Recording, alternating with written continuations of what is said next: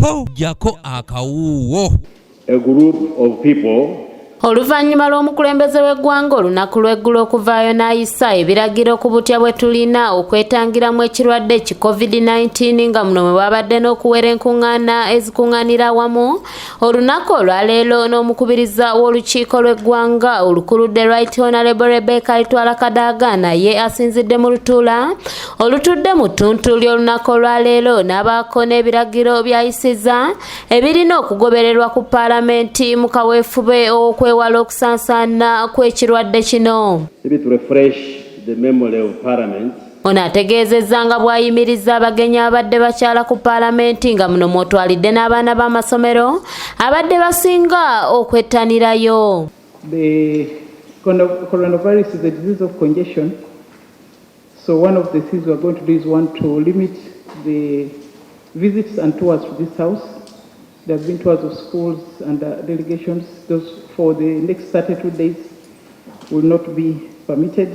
Kadaaga agamba nti n'abantu ababeera bayitiddwa obukiiko bwa paalamenti obw'enjawulo tebalina kujja n'abantu basukka banna olw'okwewala omujjuzo gw'abantu abangi nga bwe kibadde. To the work of the committees, we are proposing that the ministries, when they come, should come with only 4 people, the minister, the PS, and 2 other key officials in the ministries, so that they don't come with the 100 people as they normally do.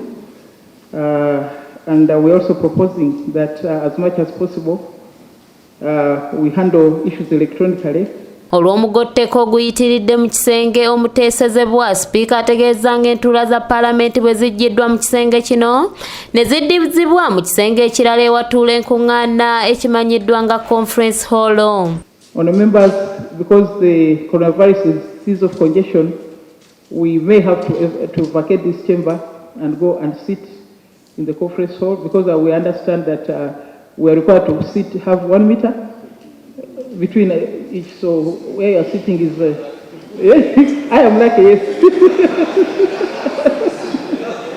Sipiika agenze mu maaso n'ategeeza nga bwe bagenda okendeeza ku muwendo gw'abakozi abakola ku paalamenti ng'abo batalina byakukola by'amaanyi nnyo alagidde basigale ewaka nga bwe bakyetegereza embeera. We also expect ultimately to scale down even on the staff. Those who are not very critical will have to be working from home. In any case, I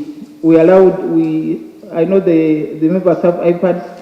I'm not sure whether all the staff have, but we encourage them those who will not be on critical duty, to operate from home. Abayambi b'ababaka wamu n'abayizi ababa bali mu kutendekebwa okuva mu matendekero ag'enjawulo nabo bayimiriziddwa okutandika n'olunaku olw'enkya. We are also suspending the interns and the personal assistants of the members. We also suspend the staff of parliamentary fora effective tomorrow. Therefore, the sergeant at arms and the police commander here are informed about that directive. Wabula n'ababaka ab'enjawulo baliko bye basabye sipiika biteekebwe mu nkola. We are fond of opening doors, and you cannot enter an office without opening doors. So this team which the clerk is going to put in place, the handles must be regularly sanitized, because now we are fearing to open the doors, but you have to enter. Madam Speaker, I don't know whether we are going also to sanitize the microphones every after the other member, then we get someone to come and clean it.